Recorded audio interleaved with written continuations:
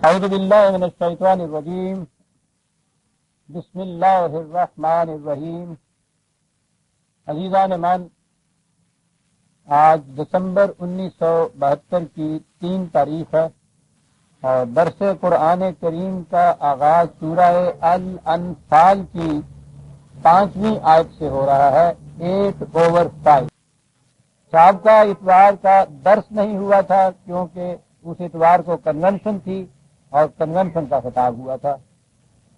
گزشتہ سے پیوستہ اتوار کو سورہ الانفال کی تیسری اور چوتھی آیت ہمارے سامنے آئی تھی۔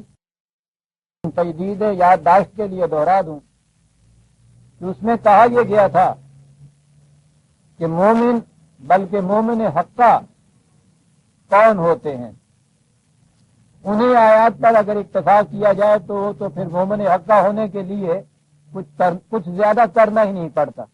پہلی چیز تو اس میں یہ کہی گئی تھی کہ انما المؤمنون الذین اذا ذکر اللہ وجلت قلوبهم واذا تلیت علیہم آیاتہ زادتہم ایمانا وعلی ربہم یتوکلون، کہ جب ان کے سامنے قوانین خداوندی کو اجمالاً پیش کیا جاتا ہے تو ان کے قلوب ریسپٹیو موڈ میں ہو جاتے ہیں، وہ ان میں ایک نرمی پیدا ہوتی ہے، ایک گداز پیدا ہوتا ہے، وہ جو بھی اس کے بعد احکام ملنے والے ہیں ان کو ریسیو کرنے کے لیے آمادگی ان کے اندر ایک پیدا ہو جاتی ہے، ایک نفسیاتی تغیر پیدا ہوتا ہے ان کے اندر، اور جب وہ قوانین ان کے سامنے آتے ہیں تو اس سے ان کا ایمان اور زیادہ بڑھ جاتا ہے، اور وہ سمجھتے ہیں کہ جس مقصد کے لیے ہم نے اس مشن کو اپنا جزو زندگی بنایا تھا اس کے حصول کے لیے یہ احکام نہایت ضروری ہیں۔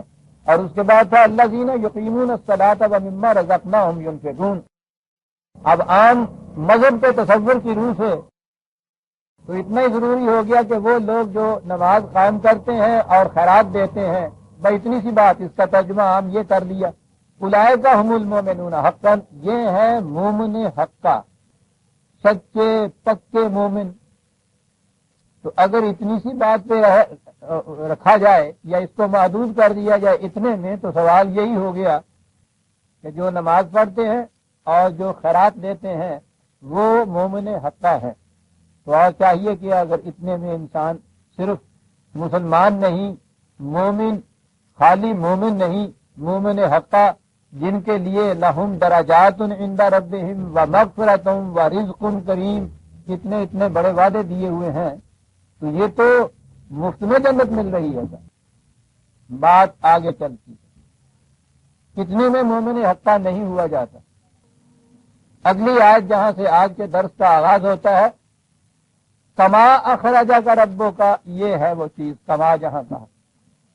مومن حقہ ایسے بنتے ہیں، اور یہاں سے جنگ بدر کے حالات کا تذکرہ شروع ہوتا ہے۔ اب آئی بات مومن حقہ بننے کی۔ اسلامی جنگوں کے متعلق بڑی غلط فہمی چلی آ رہی ہے۔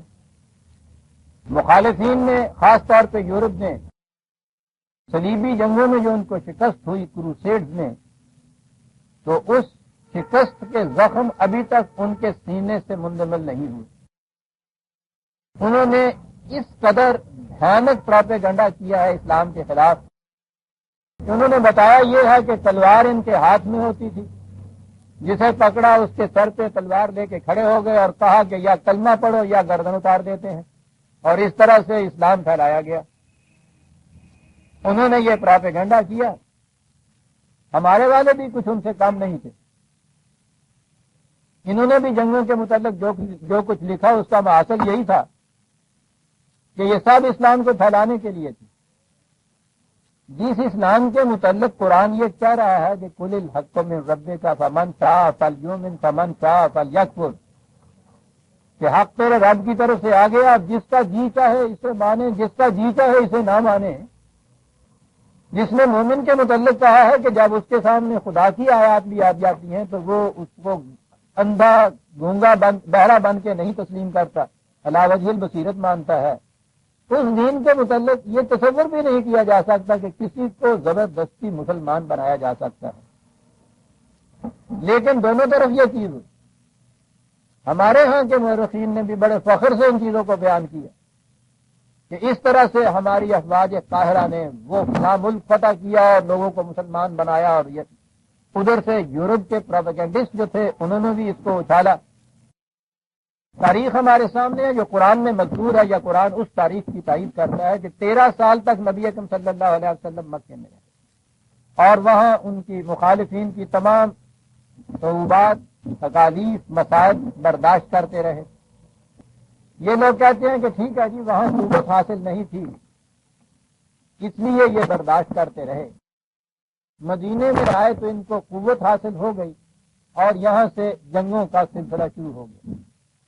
ذرا سوچئے کہ مدینے میں کن حالات میں یہ آئے تھے، اور یہاں کس طرح سے اتنی بڑی طاقت ان کو حاصل ہو گئی تھی کہ آتے ہی ایک ہی سال کے بعد دوسرے سال کے شروع میں قریش جیسے وہ ایک پوری کی پوری قومی سپاہ تھی ان کی، پورے قریش کے خلاف نبرد آزمائی کے لیے میدان جنگ میں جانے کے لیے انہیں قوت حاصل ہو گئی تھی۔ کیفیت ان کی یہ تھی کہ مکے سے یہ ہجرت کر کے آئے، آج کی اصطلاح میں کہیے پناہ گزینوں کی طرف آئے، لٹے پٹے ہوئے،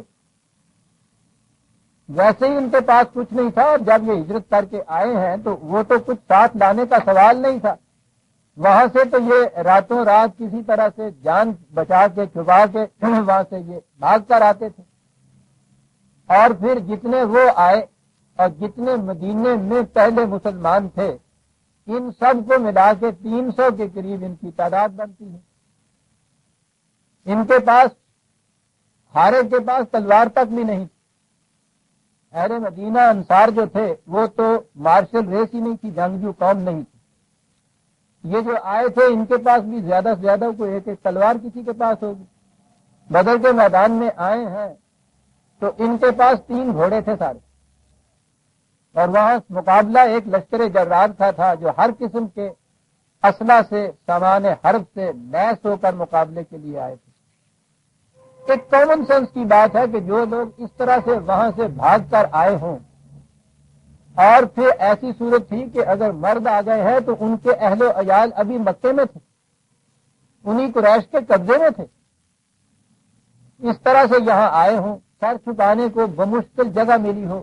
جن کے ہاں آئے ہیں وہ بھی کوئی ایک مملکت کے مالک نہیں تھے، سلطنت نہیں تھی، قوت نہیں تھی ان کے پاس، ان کے ہاں آ کے یہ سر چھپا کے بیٹھے ہیں، اتنی سی تعداد ہے، مختصر ساز و سامان کوئی نہیں ہے۔ ان حالات میں کیا آپ سمجھ سکتے ہیں کہ انہوں نے پھر للکار کے قریش سے کہہ دیا ہوگا کہ ہاں صاحب اب آئیے ہمارے سامنے اور ہم تمہیں بناتے ہیں بزور شمشیر مسلمان؟ یعنی کوئی شخص بقائمی ہوش اس کا تصور بھی کر سکتا ہے کہ ان حالات میں انہوں نے یہ کیا ہوگا؟ اگر آپ کہتے ہیں کہ صاحب ٹھیک ہے انہوں نے مقابلے میں جنگیں لڑی اور ان کے مقابلے میں للکارا، تو 2-4-10 برس کے بعد ایسا کچھ ہونا چاہیے تھا، جب ان کے پاس پورا سامان ہو جاتا، تقویت پہنچ جاتی، افراد اتنے زیادہ ہو جاتے، لشکر بن جاتا، پھر تو کوئی بات نہیں سمجھ میں آ سکتی تھی۔ ان حالات میں آ کے بیٹھے ہیں، ساز و سامان کچھ نہیں، پناہ گزینوں کی کیفیت ہے، چھتیں تک سر کے اوپر سایہ کرنے کے لیے ان کے پاس مکان تک بیچاروں کے پاس نہیں، جو ایک پہلی مرکز اپنا سجدہ گاہ بنایا ہے اس پہ یوں ہی کھجور کے پتے ڈالے ہوئے تھے۔ ان حالات میں کہنا کہ پورے قوم قریش سے انہوں نے الٹیمیٹ دے کے جنگ مول لے لی تھی کہ آؤ صاحب اب ہم تمہیں مسلمان کرتے ہیں، پاگلوں کی بات ہے۔ ہوا یہ تھا کہ یہ وہاں سے ہجرت کر کے مدینے تو آ گئے۔ یہ بھی سمجھ رکھیے کہ جو تعلیم یہ دیتے تھے، جو پیغام یہ دے رہے تھے، وہ قریش جو اس کی مخالفت کرتے تھے تو اس لیے نہیں کہ یہ ان کی بت پرستی کو کچھ برا کہتے تھے، یہ ٹھیک ہے کہ یہ بت پرستی سے منع کرتے تھے اپنے ہاں، لیکن قریش کچھ ایسی گہری مذہبی قوم نہیں تھی، یاد رکھیے۔ ان کی مذہبیت بڑی سطحی تھی، مذہبیت تو ان یہودیوں کے اندر تھی، ایرانیوں کے اندر تھی، عیسائیوں کے اندر تھی۔ قریش تو واجبی طور پہ مذہب پرست قوم تھی، انہیں اسے مذہب پرست کہنا نہیں چاہیے۔ ان کے ہاں یہ جو بت پرستی تھی وہ ان کے قومی مفاد اس سے وابستہ تھا، قومی تفاخر میں وابستہ تھا۔ انہوں نے تمام قبائل کے بڑے بڑے بت کعبے میں جمع کر رکھے تھے، کعبے کے متولی خود تھے، تو انہیں ان بتوں کی وجہ سے ایک مرکزی حیثیت حاصل ہو گئی۔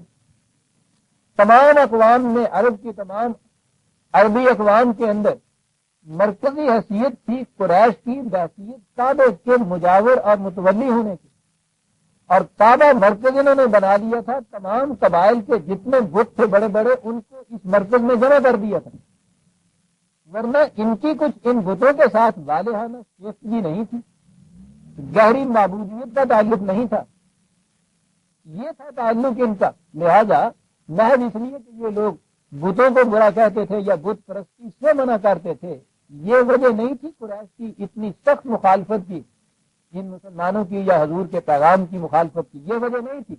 وجہ یہ تھی کہ وہ جو ان کے پاس جو کچھ قومی متاع تھا قریش کا، اسلام کا پیغام اسے ختم کر رہا تھا، انہیں نسلی تفاخر حاصل تھا، وہ ساری دنیا کے انسانوں کے مقابلے میں اپنے آپ کو اونچا سمجھتے تھے، اور پھر اہل حجاز کے عرب دوسرے عربوں سے اپنے آپ کو اونچا سمجھتے تھے، اہل حجاز میں سے قریش اپنے آپ کو باقی قبائل کے مقابلے میں اونچا سمجھتے تھے۔ یہ نسبی افتخار تھا ان کا، جس کی وجہ سے وہ کسی دوسرے کو خاطر میں نہیں لاتے تھے۔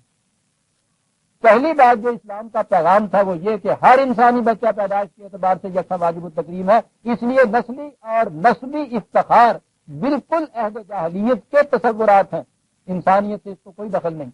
اسلام کے فروغ سے قریش کی یہ چیز جاتی تھی، وہ کسی قیمت پر بھی اس کو نہیں چھوڑنا چاہتے تھے۔ پھر قریش کی حیثیت یہ تھی کہ ان کا سارا کاروبار غلام کرتے تھے، یہ مکہ بھرا ہوا تھا غلاموں سے اور لونڈیوں سے، یہ سارے کے سارے وڈیرے تھے، لینڈ لارڈ تو نہیں، زمین نہیں تھی ان کے پاس، بہت بڑے مجاور تھے، مہنت تھے، تاجر تھے، کاروبار سارا غلام کرتے تھے۔ اسلام آگے پیغام دیتا ہے کہ کسی کو حق حاصل نہیں کسی دوسرے انسان کو غلام بنائے، یہ چیز کی قریش کی مخالفت تھی۔ وہ کہتے تھے کہ ہمارا تو سارا معاشرتی نظام، معاشی نظام اس کا پٹرا ہو جائے گا اگر یہ شخص، اس کا پیغام اگر غالب آ گیا، یہ چیز چلی جائے گی۔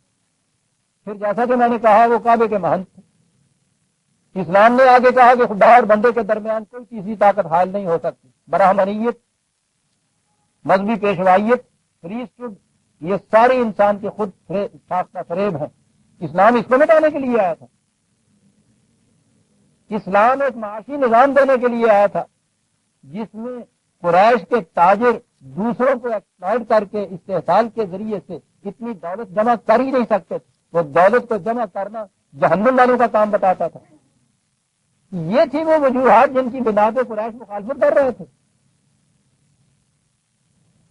جن معنوں میں ہم مذہبی سوال لیتے ہیں یہ مذہبی سوال ہی نہیں، یہ دو دین تھے جو آپس میں ٹکرا رہے تھے، دو نظام حیات تھے جو ٹکرا رہے تھے۔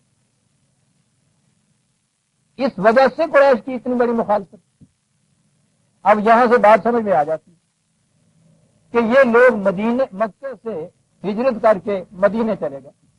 بات اگر یہی تھی کہ وہ ان کے بتوں کو برا کہتے تھے تو برا کہنے والے چلے گئے، ان کو کہنا چاہیے تھا معاذ اللہ خاص کم جہاں پاک، اچھا ہوا گئے۔ یہ جو باقی رہ گئے تھے ان سے بھی کہنا چاہیے تھا کہ بابا تم بھی جاؤ وہاں۔ لیکن بات تو وہ تھی جو میں نے ابھی کہی، قریش کو یہ خطرہ تھا کہ عرب کے اندر کسی مقام پہ بھی ان کی مرکزیت ہو گئی اور ان کے اگر قوت اور غلبہ حاصل ہو گیا تو یہ ہمارے اس نظام کو الٹ کے رکھ دیں گے۔ اور اس وجہ سے بھی کہ انہوں نے یہ کہہ رکھا تھا کہ ہمارے دین کا مرکز مکے کو بننا ہے، کعبہ ہے ہمارا مرکز، اسی کو ہم نے اپنے اس نظام کا مرکز بنانا ہے۔ تو قریش کو یہ خطرہ ہر وقت سے بتلا رہا تھا کہ یہ جو پیغام لانے والی جماعت ہے، اس پیغام کو لے کر جو جماعت اٹھی ہے، عرب میں کسی جگہ بھی ان کا اگر غلبہ ہو گیا تو یہ اپنا نظام قائم کریں گے جس نظام کے تحت ہمارا یہ نظام باقی نہیں رہے گا۔ یہ وجہ تھی جو قریش اسے دیکھ نہیں سکتے تھے کہ اس جماعت کا کہیں بھی غلبہ اور تسلط ہو جائے۔ اپنے ہاں یہ لوگ مکے میں تھے تو انہیں پتا تھا کہ ہر وقت ہمارے استبداد کے نیچے ہیں، ہم ان کو ابھرنے نہیں دیں گے، اور ابھرنے دیتے نہیں تھے۔ وہ بیشتر تو ان کے اندر جو پہلے لبیک کہنے والے تھے یہی غریبوں کی جماعت تھی، ان میں سے بیشتر ان کے غلام تھے، ان کے معصوم تھے، اس لیے ان کے متعلق یہ سوال ہی پیدا نہیں ہو سکتا تھا کہ یہ سر بھی ابھار سکیں گے۔ جو ان میں سے ان کے ساتھ ملتا تھا ان پہ جس کس قسم کی سختیاں کرتے تھے، تاریخ اس کی شاہد ہے۔ پھر جو ان کے اپنے بھائی بند تھے وہ بھی اگر ان کے ساتھ ملتے تھے تو ان کی برادری اتنی بڑی سخت تھی کہ وہ تو ان کا دانا پانی بند کر دیتے تھے۔ یہ قریش کے بلند ترین قبائل سے یہ تعلق رکھتے تھے، حضرت عثمان کیا اور حضرت عمر کیا اور عبد الرحمان عوف کیا، یہ حضرات جو تھے یہ بھی جب اسلام لائے ہیں تو خود ان کے گھر والوں نے ان کے ساتھ اس کی سختیاں کی تھی۔ تو مکے میں رہتے ہوئے تو وہ جانتے تھے کہ ان کو ہم کبھی پنپنے نہیں دیں گے، فروغ نہیں حاصل ان کو ہو سکتا، دباتے چلے جاؤ۔ ان کی جو ہجرت تھی وہ بھی فرار نہیں تھا، اسکیپزم نہیں تھا۔ انہوں نے دیکھ لیا تھا کہ مکے میں رہتے ہوئے اس نظام کی تشکیل کی کم از کم کوئی بظاہر صورت نظر نہیں آتی اور بڑا مشکل نظر آتا ہے، اس لیے یہ ان کے استبداد سے نکل کے ایک فضا میں جانا چاہتے تھے جہاں یہ قریش کے اس شکنجے سے نکل جائیں اور آزادی کی فضا میں جا کر اپنے نظام کے قیام کے لیے فضا کو ہموار اور سازگار کریں۔ یہ تھی ہجرت۔ قریش کو اس کا علم تھا کہ وہاں اگر یہ چلے گئے تو وہاں کوئی مارشل ریس نہیں، مدینے میں وہاں یہودی زیادہ تھے، وہ ان کا کاروبار معاشی تھا، معاشی کاروبار والی قوم میدان جنگ میں تو آئی نہیں کرتی۔ انہیں معلوم تھا کہ یہ وہاں یہودی ان کے مقابلے میں نہیں اٹھ سکیں گے۔ انصار جو تھے وہ مارشل ریس تھے ہی نہیں، اور انہی نے تو ان کو دعوت دی تھی، وہ ان کے ساتھ ہو گئے۔ تو قریش کو یہ خطرہ لاحق ہو گیا کہ یہ جو یہاں سے اٹھ کے وہاں گئے ہیں، یہاں تو ہم سمجھتے تھے کہ ان کو کبھی ابھرنے نہیں دیں گے، وہاں ابھرنے کے سارے سامان ان کے پاس موجود ہیں۔ یہ وجہ تھی کہ قریش وہاں بھی ان کو چین سے بیٹھا دیکھ نہیں سکتے، اور یہ وجہ تھی کہ جب یہ وہاں گئی ہیں تو انہوں نے ایک سال کے اندر اندر پہلے دیکھا کہ کتنے لوگ جاتے ہیں، کیا یہ روش عام ہو رہی ہے، اور جب انہوں نے دیکھا کہ یہ عام ہو رہی ہے، چلے جا رہے ہیں دھڑا دھڑ لوگ، انہوں نے کہا کہ اس خطرے کا سد بات شروع میں ہی کرنا چاہیے ورنہ یہ نظام کھا جائے گا۔ اور یہ وجہ تھی کہ قریش عمر کے چلے آ رہے تھے مدینے کی طرف۔ یہ انہوں نے مہاجرین نے یا رسول اللہ صلی اللہ علیہ وسلم نے یا آپ کی جماعت نے یہ جنگ کی ابتدا نہیں کی تھی۔ قریش ایک عظیم لشکر میں تھے، ان میں چلے آ رہے تھے ان کے خلاف۔ بہانہ یہ بنایا تھا، ان کا ایک قافلہ چلا آ رہا تھا، وہ جہاں سے گزرتا تھا وہ مدینے کے ذرا باہر سے وہ سڑک جاتی تھی، وہ شہر آ جاتی تھی جہاں سے وہ آ رہا تھا۔ ابو سفیان اس کا قافلہ سالار تھا، تجارت کا قافلہ تھا، مال تجارت تھا، اس پہ لدا ہوا۔ انہوں نے یوں ہی یہ کہہ دیا کہ صاحب یہ مدینے کے مسلمان جو ہیں وہ اس قافلے کو لوٹنا چاہتے ہیں۔ اسٹریٹجیکلی یہ بات بھی تھی، اگر یہ جنگ چھڑ جائے تو یہ ٹھیک ہے کہ وہ قافلہ تو فوج نہیں ہوتی، اور اس میں مال تجارت بہت زیادہ قیمتی تھا، کچھ افراد بھی زیادہ نہیں تھے، مدینے سے قریب بھی تھے، مدینے کے مسلمانوں کے مقابلے میں صرف اہل قافلہ کمزور بھی تھے، تو یہ چیز آ سکتی تھی ذہن میں۔ لیکن یہ صرف بہانہ تھا، اس قافلے کے متعلق انہوں نے اہل مدینہ نے یا مسلمانوں نے کچھ نہیں کیا تھا، انہوں نے یہ بہانہ رکھ کر اور یہ میں اس لیے کہہ رہا ہوں بہانہ رکھ کر کہ جب یہ لوگ مکے سے مدینے آئے ہیں تو وہاں سے قریش نے مدینے کا جو وہ ہیڈ مین تھا، سربراہ تھا، اسے خط لکھا تھا کہ یہ ہمارے ہاں کے مفرور ہیں، انہیں تم واپس کر دو اور یا وہاں قتل کر دو بغاوت کے جرم میں، یہ ہم سے بغاوت کر کے وہاں آئے ہیں۔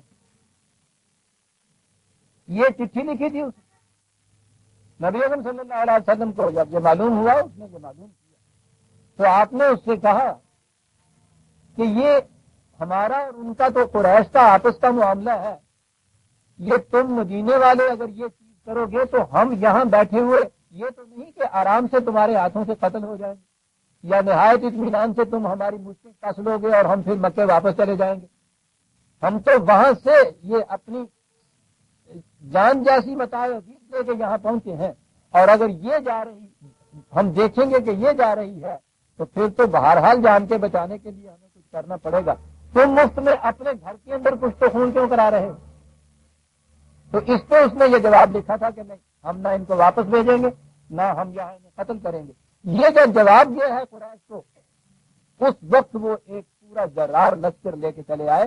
اس زمانے میں عرب جیسی سرزمین میں 1000 مسلح فوج بہت بڑی فوج تھی، بالخصوص ان 300 کے مقابلے میں جن کی کیفیت یہ تھی کہ لڑتے ہیں اور ہاتھ میں تلوار بھی نہیں، اور آ کے بیٹھے ہی تھے بیچارے، ابھی سر چھپانے کو جگہ بھی نہیں تھی ان کے پاس۔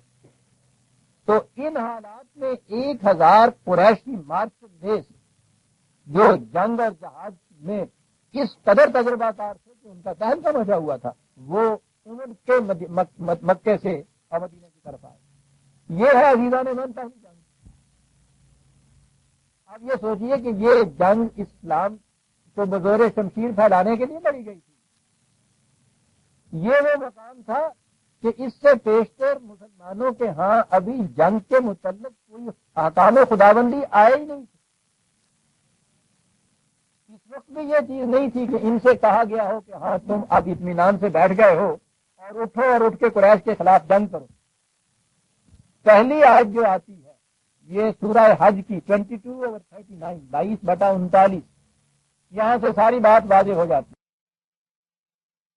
للذین یقاتلون بأنہم ظلموا، جن لوگوں کے اوپر اس قدر براز دستی ہو رہی ہے، اس قدر ظلم ہو رہا ہے کہ یہ سب کچھ اپنا وہاں سے چھوڑ کے سر چھپانے کے لیے یہاں آ بیٹھے 300 میل کے فاصلے پہ، اور وہ انہیں یہاں بھی آرام سے نہیں بیٹھنے دیتے، عمر کے چلے آ رہے ہیں۔ تو اب سوال یہی ہے کہ یا تو ذلت کی موت مارنا یا عزت کی زندگی کے لیے مقابلہ کرنا۔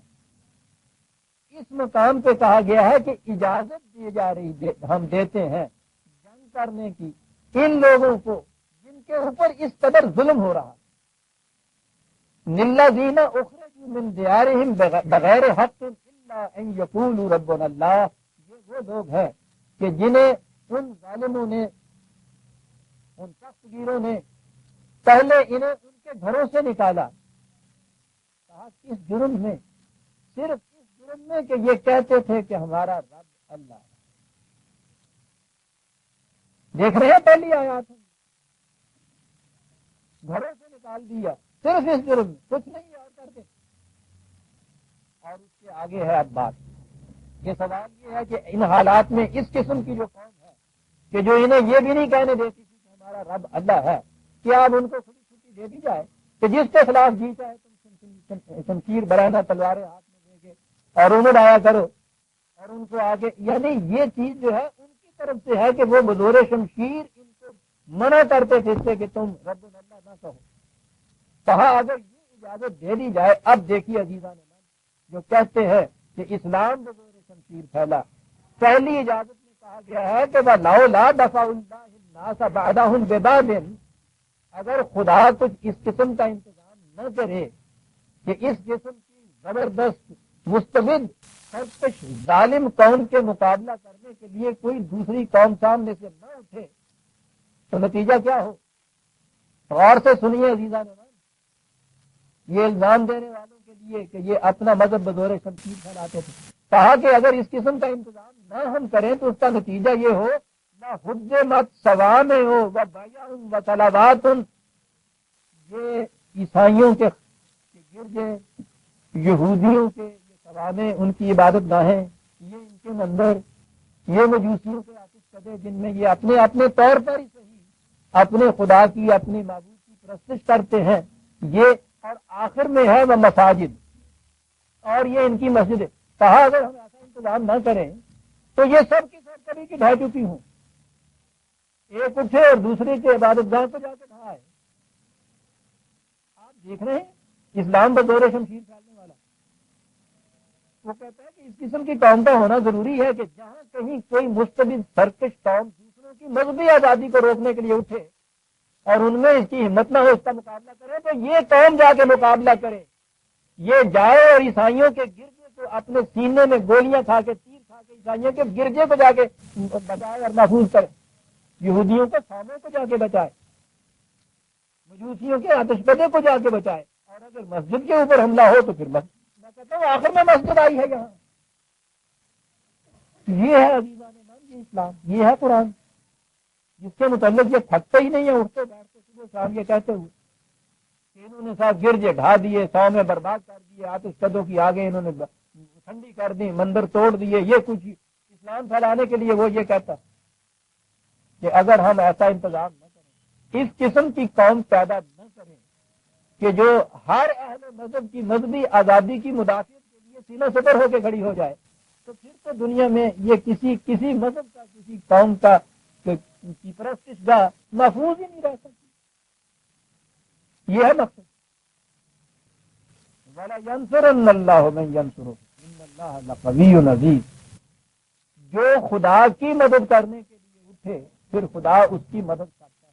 یہ خدا کی مدد کیا ہو مطلب یہ اوپر سے کہا ہے نا کہ عیسائیوں کے، یہودیوں کے، یہ مجوسیوں کے یا مسلمانوں کی پرستش گاہوں کے خلاف اگر کوئی قوم اٹھے تو اس کی مدافعت اس قوم سے ضروری ہے جسے مسلمان کہا جاتا ہے۔ کہا یہ ہے خدا کی مدد کرنا، تو پھر ٹھیک ہے، جو خدا کی مدد کرنے کے لیے اٹھتا ہے تو خدا تو فرض ہو جاتا ہے کہ اس کی وہ مدد کرے۔ اب دیکھتے ہیں کاہے کے لیے خدا مدد کر رہا ہے؟ ہندوؤں کا مندر بچانے کے لیے مسلمان قوم سے کہہ رہا ہے کہ اٹھو، ایک سرکش قوم مستبد آئی ہے، وہ ڈھانے کے لیے آئی ہے، اٹھ کے اسے بچاؤ، ہم تمہاری مدد کریں گے کیونکہ تم نے ہماری مدد کی ہے۔ بت قدے کا بچانا ہے، وہ خدا کی مدد ہو رہی ہے۔ اس سے بڑی مذہبی آزادی کا دائی کوئی اور مذہب دنیا میں ہو سکتا ہے؟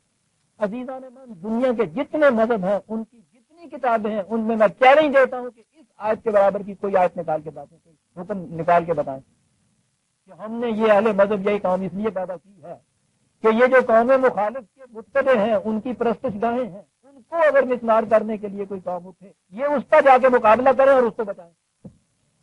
بتائیے تو صحیح، ساری دنیا کے مذاہب میں کوئی پیش کر سکتا ہے اس کو؟ اور جو یہ پیش کرتا ہے اس کے متعلق یہ کہا جا سکتا ہے کہ اس نے بزور شمشیر وہ تمام یہ بت قدے اور مندر اور گرجے اور قومیں یہ ڈھا دی اور لوگوں کو پکڑ پکڑ کے یہ مسلمان کیا، اور وہ جب تک 1.25 من جنیو نہیں اکٹھے ہو جاتے تھے وہ روٹی کھانا نہیں کھایا کرتا تھا، اور رنگ باہر 1.25 من جنیو آپ کو پتا کتنے ہوتے ہیں؟ وہ ایک تاغا ہوتا ہے، وہ سود کچے سود کا، وہ 1-2 رتی کے برابر اس کا وزن ہوتا ہے، وہ 1.25 من ذرا گنو تو صحیح، اور روز جی، اور وہ قریباً 50 سال سے زیادہ زندہ رہا تھا، اور اس کے باوجود کیفیت یہ تھی کہ جب وہ ختم ہوا ہے تو یہ دلی اور آگرہ جو ان کی راجدھانیاں تھیں مسلمانوں کی، 1000 سال تک ان کی سلطنت یہاں رہی، یہ ان کے دارالخلافے تھے۔ یہ مسلمانوں کی سلطنت کے مٹنے کے بعد جب پہلا سنسس ہوا ہے، دلی اور اس کے مسافات میں 27% مسلمان کی آبادی تھی۔ یہ تھا 1000 سال کے اس اسلام کا جسے کہا کہ بزور شمشیر بنایا، اور 1.25 من جنوب اکٹھے کر کے تو پھر یہ روٹی کھایا کرتا تھا، 27% تھی دلی کے مسافات۔ بہرحال میں کہہ یہ رہا تھا کہ یہ ہے پہلی، اور آگے اس کے بعد ہے کہ الذین ان مکناہم فی الارض، یہ وہ قوم ہے کہ اگر انہیں اس طرح سے تمکن حاصل ہو گیا، اگر یہ اسٹیبلش ہو گئی قوم، تو آگے تو یہ ہونا چاہیے تھا نا کہ یہ پھر نہ کسی عیسائی کو چھوڑیں گے، نہ یہودی کو، نہ ہندو کو، نہ مجوسی کو چھوڑیں گے ہی نہیں۔ یہ وہ لوگ ہیں کہ جب انہیں یہ ساتھ حاصل ہو گئی تو یہ صلاح کا نظام قائم کریں گے اور انسانیت کی نشو و نما کا سامان مہیا پہنچائیں گے، وَأَمَرُوا بِالْمَعْرُوفِ وَنَهَوْا عَنِ الْمُنکَرِ، اور پھر یہ ہر اس بات کا حکم دیں گے جسے خدا کی مستقل اقدار صحیح تسلیم کرتی ہیں، جنہیں وہ کہتی ہیں کہ یہ انسانیت کے فروغ کے خلاف ہے، انہیں یہ روکیں گے۔ وَلِلَّهِ عَاقِبَةُ الْأُمُورِ، ان کے معاملات خود نہیں یہ طے کیا کریں گے، وہ خدا کے احکام کے تابع چلا کریں گے۔ جب اگر ان کو یہ تمکن حاصل ہو گیا تو ان کی کیفیت یہ ہوگی۔ پہلی آیت ہے جس میں اجازت اذن للذین، اجازت دی جاتی ہے ان لوگوں کو اب جنگ کی جن کے خلاف اس قدر ظلم ہوا ہے کہ اب یہاں 300 میل کے فاصلے پہ آ کے بیٹھے ہیں، وہ یہاں بھی بیٹھنے نہیں دیں۔ یہ حالات تھے عزیزان من جب سن 2 ہجری کے رمضان کے مہینے میں پہلی دفعہ روزے فرض ہوئے تھے، اور یہ ہے روزے، ابھی 16 روزے انہوں نے رکھے تھے، 17ویں روزے کو تو بدر کے میدان میں یہ تھے، اور یہ ٹیسٹ آ گیا روزوں۔ سوچئے سن 2 ہجری کے پہلے ہی رمضان کے اندر ان کی کیفیت یہ ہوگی کہ وہ امڑ کے آ گیا اور انہیں کہا اجازت دی جاتی ہے جن لوگوں کو انہوں نے اس قدر ظلم و ستم سے اپنے گھروں سے نکال دیا اور وہ یہاں بیچارے آ کے سر چھپا کے بیٹھے، اب انہیں جینے نہیں یہاں دیتے، اب ہم انہیں اجازت دیتے ہیں کہ ہاں بھائی تم بھی اب جنگ کے لیے نکلو۔ یہ ہے جی پہلی آیت۔ اور ان حالات میں جنگ کے لیے نکلنا جو ہے آپ سوچیے کہ یہ جنگ کے لیے جو نکل رہے تھے ان کی کیفیت بیچاروں کی کیا ہوگی۔ وہاں ایک چیز، ہر چیز مشورے سے ہوتی تھی، نبی اکرم صلی اللہ علیہ وسلم کو حکم تھا کہ شاور ہوں پھر امر، تو اس آیت میں یہ ہے کہ جیسے مشاورت ہو رہی ہے اسٹریٹجیکلی۔ ان میں کچھ لوگ ایسے تھے جو یہ کہتے تھے کہ قریش ابھی وہاں سے چلے ہیں، ان کو وقت لگ جائے گا، یہ ان کا قافلہ ہم سے قریب آ رہا ہے، ہم پہل نہیں کر رہے، الٹیمیٹم انہوں نے دیا ہے، چڑھائی کر کے وہ آ رہے ہیں، اس لیے اب جنگ کی اسٹریٹجی یہ ہے کہ وہ جو ان کا قافلہ یہاں ہمارے قریب ہے ہم اس قافلے کو روکنے جاتے ہیں اور انہیں بطور یرغمال کے اپنے پاس رکھیں اور انہیں کہیں کہ واپس چلے جاؤ، تب ہم چھوڑتے ہیں قافلے کو۔ دوسرے تھے وہ یہ کہتے تھے کہ نہیں، ہمیں میدان جنگ میں اب نکل آنا چاہیے۔ اس طرح سے روز روز کرنے سے تو کیفیت یہ ہوگی کہ اب چھری سے یاد نے لی، اب قفس کا در کھلا، ایک دفعہ بات طے ہو جائے گی، یعنی یہ مختلف آ رہا تھا۔ اب میں آتا ہوں کما کی اوپر، کہا کہ اولئک هم المؤمنون حقا، یہ ہے بات جو مجھے کہنی، یہ لوگ ہیں مومن حقا، ایسے بنتے ہیں مومن حقا۔ یہاں ہے کما اخر، جس طرح سے اب دیکھیے اب بات پتہ چلی کہ وہ صرف نماز پڑھنے اور خیرات دینے سے ہی مومن حقا نہیں بنتا، بنتا ہے اس سے جو آگے بات کہی گئی ہے کما سے، جس طرح، اور یہاں سے جنگ بدر کی بات کہی گئی، اے رسول خدا نے تمہیں ان گھروں سے حق کے ساتھ باہر نکالا۔ خدا نے نکالا اس لیے کہ وہ آیت ہمارے سامنے آ گئی جب انہیں اجازت دی گئی تھی میدان جنگ میں جانے کی، اسے کہا کہ خدا نے یہ چیز فیصلہ کی بالحق، یعنی یہ کسی اور مفاد کے لیے نہیں تھا، کوئی اور مطلب کوشش نہیں تھی اس کے اندر، کسی کو زبردستی مسلمان بنانا نہیں تھا، سوال ہی حق کی خاطر، حق کی خاطر تمہیں خدا نے گھر سے نکالا۔ اور کیفیت یہ تھی، آگے جو آ رہا ہے نا وہ کیفیت بتا رہی ہے کہ تم میں سے ایک فریق وہ تھا جو یہ کہتا تھا کہ نہیں، ایسے وقت میں ہمیں جنگ نہیں کرنی چاہیے، لکارے ہوں، وہ جنگ کو پسند نہیں کرتے، یعنی یہ بات نہیں تھی کہ وہ جان مٹانا چاہتے تھے، پسند نہیں کرتے تھے، بلکہ وہ کہہ یہ رہے تھے، اگلی آیت بتا رہی ہے یجادلونہ کا فی الحق سے بعد ما تبین کانما یساقون الی الموت وهم ینظرون۔ بات اصل میں یہ تھی کہ نظر بظاہر وہ دیکھ رہے تھے کہ ان حالات میں جنگ کے لیے نکلنا قریش کے مقابلے میں اپنے آپ کو موت کے منہ میں خود بخود جا کے داخل کرنا ہے۔ وہ اتنا لشکر جنگار تیار، اسلحہ اس کے پاس، ہماری کیفیت یہ کہ تعداد میں ان سے 1/3، تلواریں بھی ہر ایک کے پاس نہیں ہیں، 2-3 گھوڑے سارے ہمارے پاس، کوئی ساز و سامان نہیں، ان حالات میں میدان جنگ میں نکلنا ان کے سامنے یہ تو موت میں جانے کے مرادف ہے۔ یہ ہے وہ چیز یہاں سے جو لوگ کہتے ہیں کہ صاحب یہ دیکھیے نا، پہلی جنگ کے وقت کیفیت یہ تھی کہ یہ ان مسلمانوں میں وہ لوگ تھے جو اس جنگ میں جانے سے اس طرح سے جان بچا رہے تھے، کترا رہے تھے، عراج برت رہے تھے، یوں نظر آتا تھا جیسے موت کے منہ میں دھکیلے جا رہے ہوں، وہ مجادلہ کر رہے تھے، وہ مناظرہ کر رہے تھے، یعنی وہ انہی میں سے وہ بتا رہے ہیں، بات دیر کی بات نہیں، یہ السابقون الاولون قرآن نے جنہیں کہا ہے، یہ جو سب کچھ چھوڑ کے مدینے سے یہاں آئے ہوئے ہیں۔ بات یہ نہیں ہے کہ یہ لوگ اس طرح سے اپنی جان بچانا چاہتے تھے، بلکہ وہ بیٹھے ہوئے مشورہ کر رہے تھے، دونوں سائڈز ان کے سامنے تھی، وہ یہ مشورہ یہ رائے دے رہے تھے کہ ان حالات میں جنگ کے لیے نکلنا جو ہے، ہم مٹھی بھر جماعت ہیں، ہم تو موت میں منہ میں چلے جائیں گے، تو ہمیں یہ اوائڈ کرنا چاہیے، اور اس کی بجائے ہمیں چاہیے یہ کہ ہم قافلے کو روک لیں۔ وَإِذَا يَعِدُكُمُ اللَّهُ إِحْدَى الطَّائِفَتَيْنِ أَنَّهَا لَكُمْ وَتَوَدُّونَ أَنَّ غَيْرَ ذَاتِ الشَّوْكَةِ تَكُونُ لَكُمْ وَيُرِيدُ اللَّهُ أَن يُحِقَّ الْحَقَّ بِكَلِمَاتِهِ وَيَقْطَعَ دَابِرَ الْكَافِرِينَ۔ تم میں سے وہ لوگ تھے جو یہ سجیشن دے رہے تھے کہ ہمیں قافلے کو روکنا چاہیے کیونکہ ان کے پاس اسلحہ نہیں ہے اور اسلحہ ہمارے پاس بھی نہیں ہے، افراد کی کثرت ہماری طرف ہے، اس لیے ہم ان حالات میں قافلے کو تو روک لیں گے۔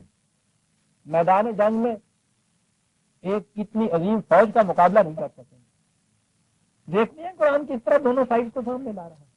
اور یہاں وہ بات کہی کہ وہ یہ کہہ رہے تھے، یہ نہیں کہا کہ ان کے دل میں کوئی کھوٹ تھا اور وہ کسی اور مقصد سے کہہ رہے تھے، قافلہ لوٹنے کو کہہ رہے تھے، بالکل نہیں، ان کا یہ، اور کہا کہ اس کے مقابلے میں خدا یہ چاہتا تھا کہ اب ان طریقوں سے یہ کچھ نہ کرو، بات صاف ہو جانی چاہیے۔ یحق الحق بکلماتہ، خدا چاہتا یہ ہے کہ وہ اب ثابت کر دے کہ جو قوم اس کے قانون کے مطابق اٹھتی ہے وہ ہمیشہ غالب آتی ہے۔ حق ثابت کرو اٹھ کر، اپنی جانیں دے کر ہی صحیح۔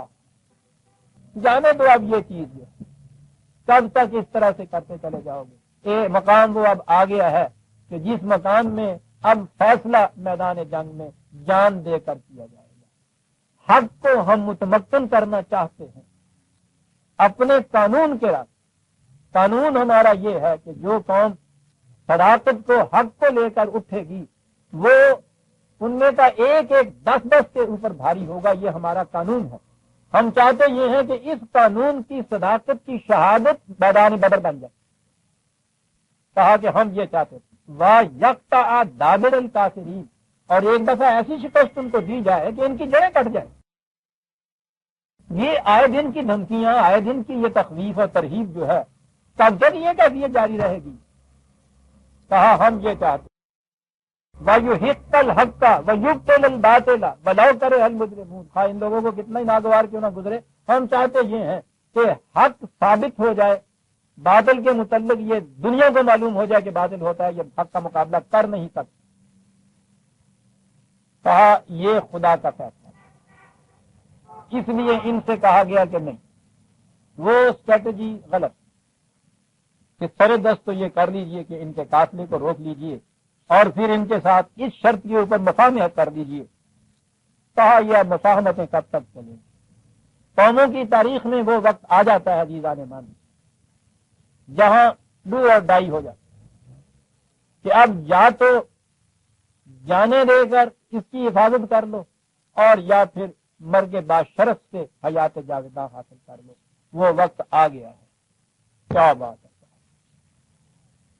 کب وقت آ رہا ہے جب دنیا بھر کے سارے، خواہ وہ اس کو عسکری ملٹری پوائنٹ آف ویو سے دیکھیں، خواہ وہ تمدنی پوائنٹ آف ویو سے بھی دیکھیں، یہ مدینے کے مسلمان ان کے مقابلے میں بہرحال بڑے کمزور تھے، جنگ افورڈ نہیں کر سکتے تھے ایسے وقت میں۔ لیکن قرآن یہ کہتا ہے کہ اب تب تک یہی کیفیت رہے گی، آؤ ایک دفعہ فیصلہ کن مرحلہ طے کرو، نکل آؤ میدان جنگ کے اندر۔ غور فرمایا آپ نے کہ یہ جنگ کی اجازت کس مقام پہ دی جا رہی ہے؟ یہ بزور شمشیر مسلمان کرنے کے لیے دی جا رہی ہے۔ بزور شمشیر تو اس پیغمبر انقلاب نے اس دن بھی مسلمان نہیں کیا تھا جب ساری مملکت اس کے قبضے میں تھی، مکہ فتح کر لیا تھا، مکے میں فاتح کی حیثیت سے حضور داخل ہو گئے تھے، پوری مملکت 10 لاکھ مربع میل کی اپنے قبضے میں تھی، اور یہ اہل مکہ جنہوں نے اس طرح سے کم از کم 20 سال مسلسل ان کو اتنا تنگ کیا تھا، اتنی بڑی جنگیں ان کے خلاف لڑی گئی تھی، شکست بھی کھائی تھی، یہ سارے کے سارے پا بجولا حضور کے سامنے کھڑے تھے۔ مسلمان کرنا ہوتا تو وہاں یہ شرط ہوتی کہ یا اسلام لے آؤ یا قتل کیے جاؤ گے، یعنی یہ موقع جو ہے اس سے زیادہ بہتر موقع تو اور کوئی نہیں ہو سکتا نا اس کے لیے۔ یہ سارے اکابرین قریش جو تھے پا بجولا حضور کے سامنے کھڑے تھے۔ آپ نے پوچھا ان سے کہ تم ہی بتاؤ کہ تمہارے ساتھ کیا سلوک کیا جائے۔ یہ قوم بھی بڑی غیور اور باہمیت قوم تھی، انہوں نے رحم کی درخواست نہیں کی، انہوں نے کہا کہ جیسے ایک دشمن دوسرے دشمن کے ساتھ کیا کرتا ہے۔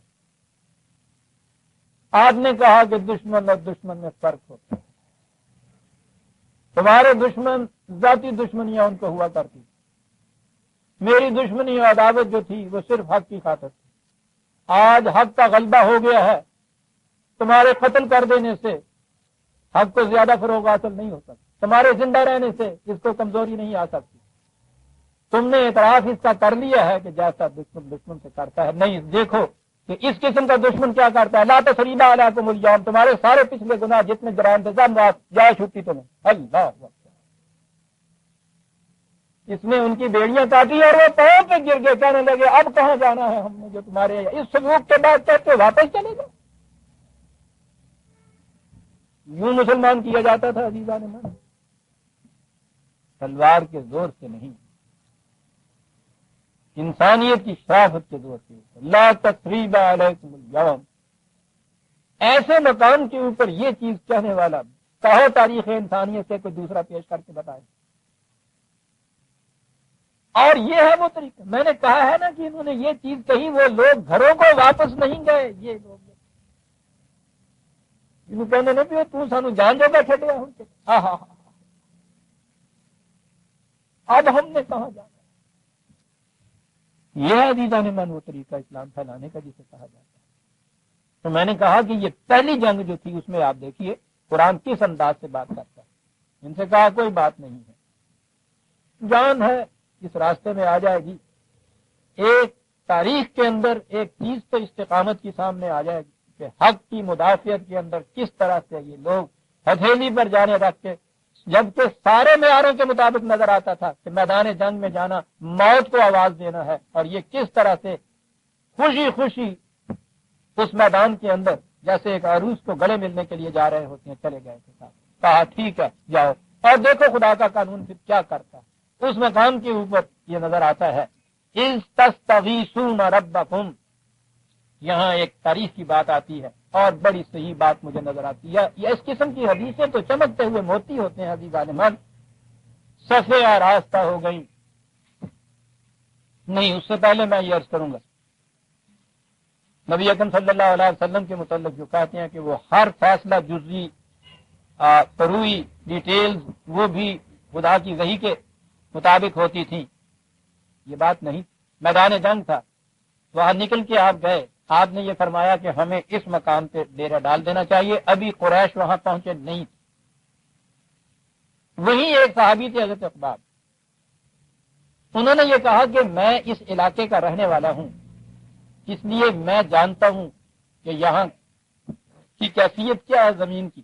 انہوں نے کہا کہ یہ جگہ نشیب میں ہے اور وہ پرلی جگہ پر اونچی ہے، یہ جگہ جو ہے اس کی مٹی کچی سی ہے، ریتلی سی ہے، اور وہاں کنکر ہیں، اگر کہیں بارش ہو گئی تو وہ پوزیشن اوپر والی خود ایڈوانٹیجس ہو جائے گی، یہاں پانی آ جائے کیچڑ ہو جائے گی، دلدل ہو جائے گی، ریت ہے اس میں ہم پھنس جائیں گے، ہمیں یہ نہیں، وہ مقام جو ہے وہاں جانا چاہیے اور وہاں انتظام کرنا چاہیے کہ اگر بارش ہو گئی تو پانی کو بھی وہاں روک لیں گے، ہم اوپر ہے نا وہ، ہمیں وہاں جانا چاہیے۔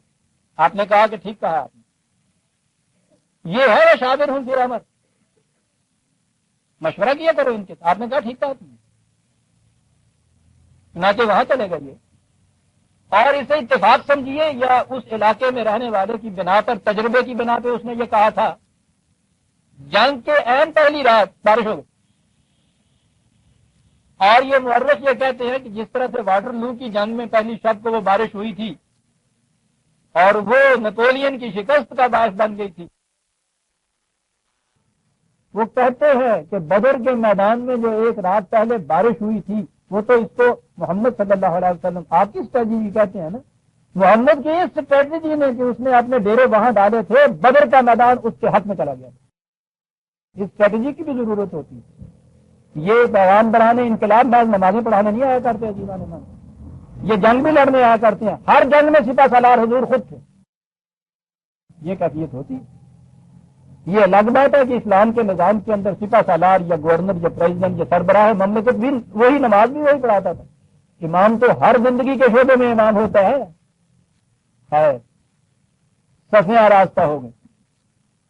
اب یہ سوچئے ایک لشکر جرار مسلح تیار امڑ کے آیا ہوا، 300 کی جماعت، ہتھیار بھی پاس پورے نہیں، گھروں سے نکالے ہوئے، بے گھر بے بار، سامنے کھڑے ہو گئے آپ.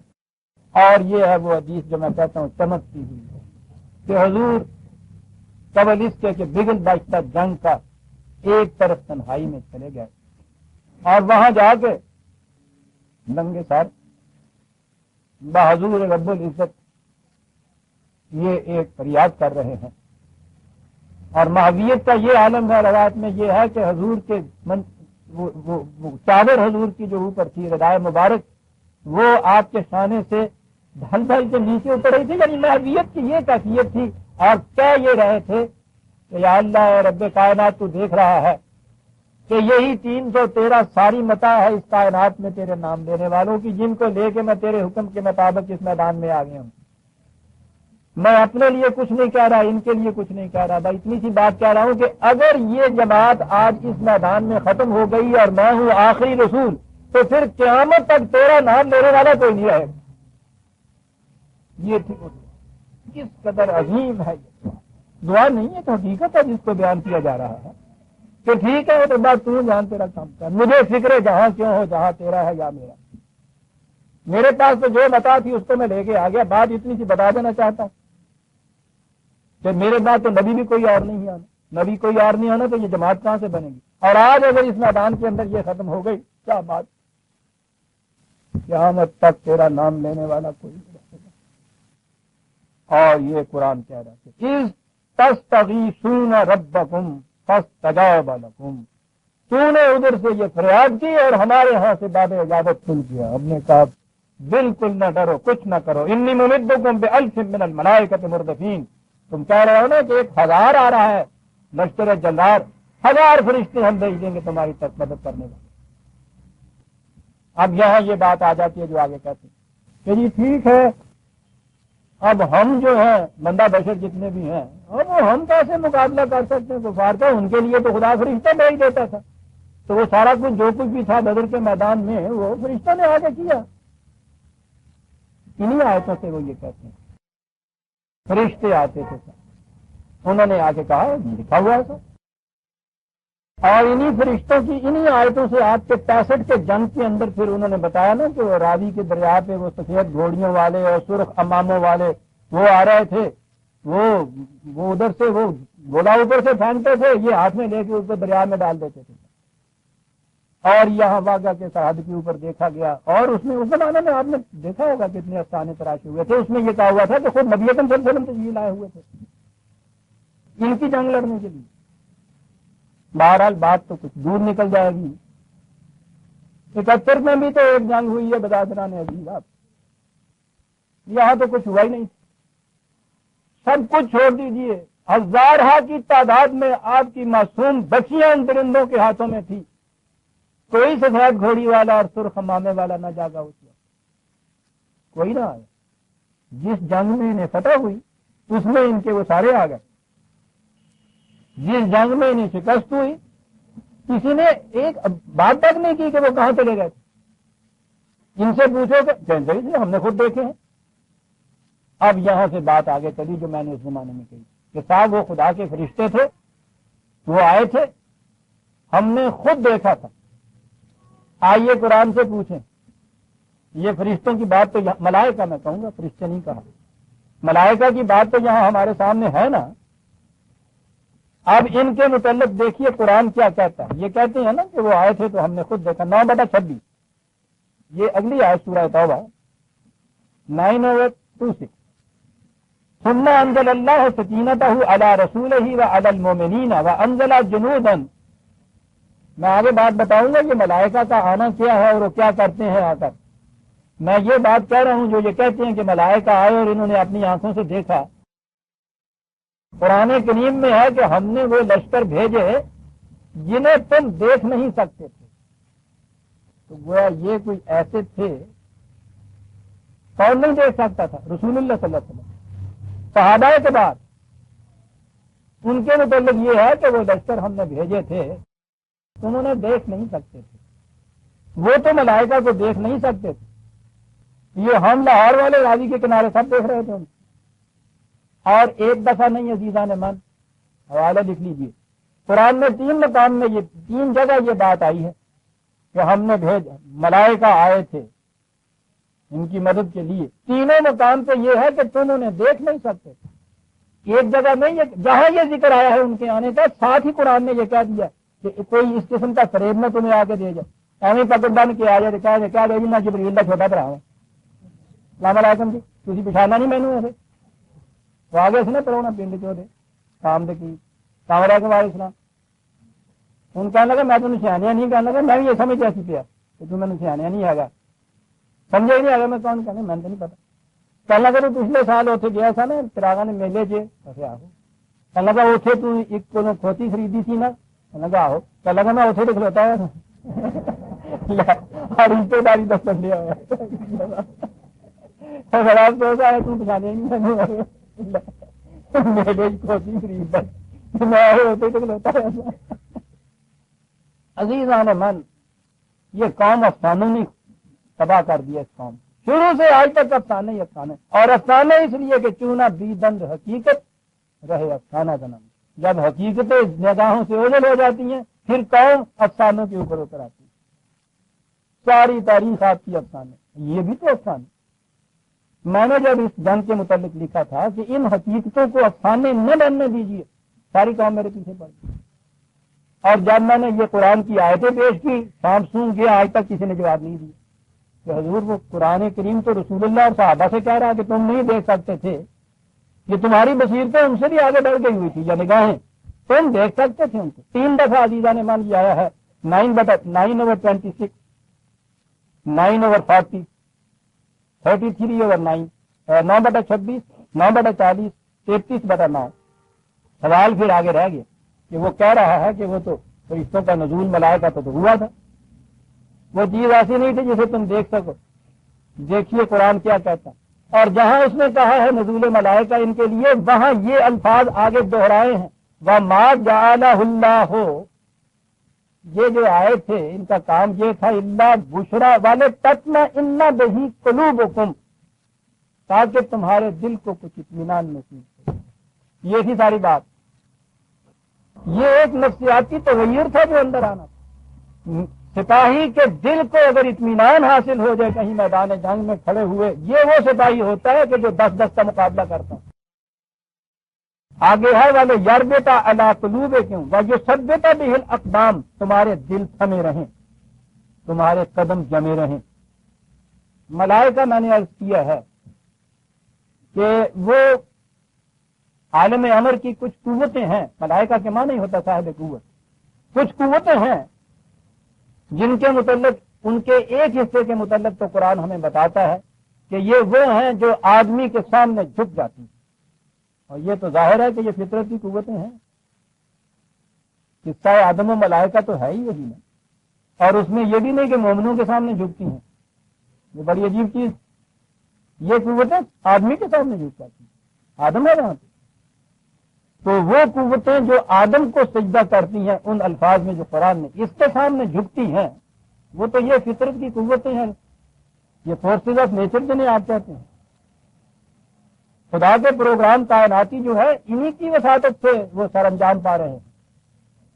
قرآن ان کے متعلق کہتا ہے کہ وہ کبھی سرتابی نہیں کرتے ہمارے حکم کی. جو کچھ ان سے کہا گیا ہے بلا چون و چراب بلا کسی قسم کی لات العال کے، وہ ان کو سر انجام دیے چلے جاتے ہیں. فطرت کی قوتوں کی تو کیفیت ہی ہے. کچھ قوتیں وہ ہیں جو وہ کہتا ہے کہ انسانی زندگی کے اوپر بھی وہ اثر انداز ہوتی ہیں. آج کی اصطلاح میں ان کو نفسیاتی قوتیں کہتے ہیں. سائیکولوجیکل چینجز ہوتے ہیں. وہ ہے چیز کہ جو میدان جنگ میں اس حیثیت میں کھڑا ہوا لشکر جو دیکھ رہا ہے کہ ہم ان کے مقابلے کے نہیں ہیں، پھر بھی ایک چیز ہے جو ان کے دلوں کے اندر اطمینان پیدا کر رہی ہے، سکینت پیدا کر رہی ہے، قدموں کو جما رہی ہے.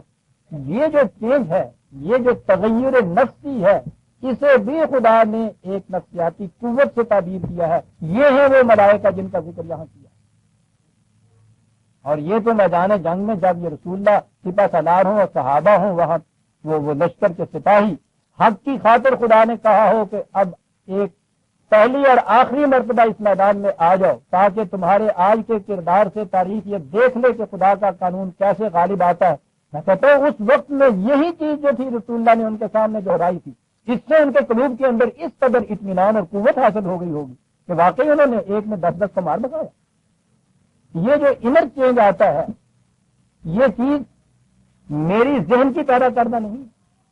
قرآن کریم نے واضح الفاظ میں کہا ہے کہ ہم کسی قوم کی خارجی حالت کو نہیں بدلتے تاوقتے کہ وہ قوم اپنی اندر کی حالت کو خود نہ بدلے. نفسیاتی لفظ ہے اس کے. ان اللہ لا یغیر ما بقوم حتی یغیروا ما بانفسہم. نفسیاتی تبدیلی جب تک نہ پیدا کر دے وہ قوم ان کی خارجی حالت میں کبھی تبدیلی نہیں پیدا ہو سکتی. اور اس کا تجربہ تو ہم کر رہے ہیں. یہ داخلی تبدیلی پیدا کیے بغیر ریفارم ساری آپ کے یہاں کی 25 سال سے ہو رہی ہے. نتیجہ یہ کہ ہر ریفارم آپ کو پہلے سے زیادہ ڈی ریفارم کر دیتی ہے. اس لیے کہ جو بنیاد ہے ریفارم کی اندرونی تبدیلی نفسیاتی تبدیلی وہ نہیں ہو رہی. یہ جو چیز تھی جنہیں کہا گیا ہے ملائکہ کی مدد یہ وہ چیز ہے جس سے اندر کی تبدیلی پیدا ہوتی ہے انسان کی. ابھی ہم نہیں کہہ سکتے ہماری سائیکالوجی وہاں تک نہیں پہنچی کہ یہ کیسے ہوتی ہے تبدیلی. یہاں تک تو یہ لوگ پہنچ گئے ہیں کہ یہ تبدیلی اندر ہوتی ہے انسان کے اور وہ اندر ایسی تبدیلی ہوتی ہے کہ وہ کچھ تک کچھ بن جاتا ہے. وہ انسان ہی نہیں رہتا اس کے بعد.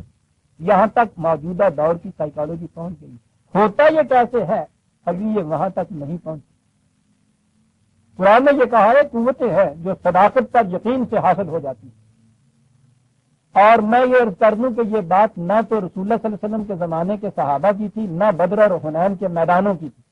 قرآن کریم تو اس سے اور واضح انداز میں کہتا ہے مانا بڑی عجیب چیز ہے وہ 41/30 41/30 ملائکہ تو نزول یہی بات یہاں ہو رہی ہے نا کہ ملائکہ نازل ہوئے تھے.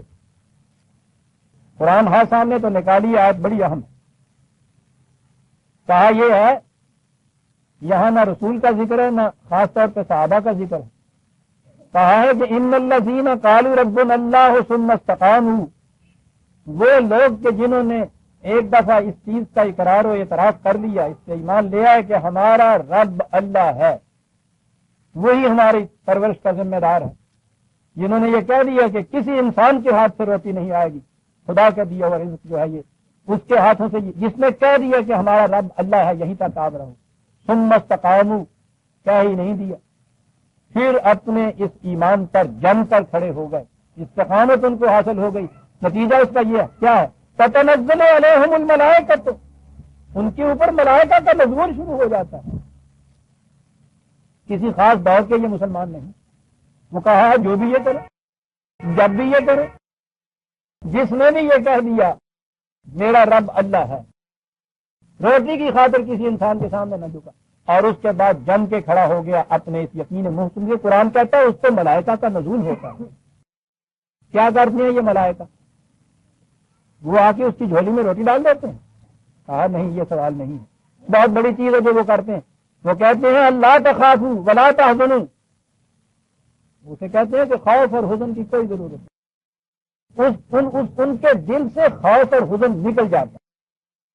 نہ خارجی خطرات کا خوف نہ دل کے اندر افسردگی اور تجمردگی نہ مایوسی. یہ چیز ان کے دل سے نکل جاتی ہے.